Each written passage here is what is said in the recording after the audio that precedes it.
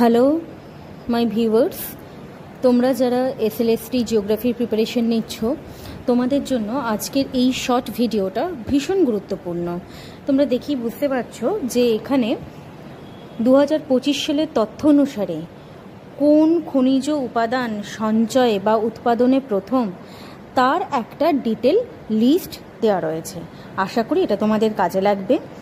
পরবর্তী আপডেট পেতে অবশ্যই আমার চ্যানেলটা ফলো করো, সাবস্ক্রাইব করো এবং আমি তোমাদের জন্য নিয়ে আসছি একটি upper primary study course child development and pedagogy আর সোশ্যাল সায়েন্সের জন্য। কিভাবে হবে, কখন হবে তার জন্য চোখ রাখো আমার চ্যানেলে। অল দ্য বেস্ট সবাইকে।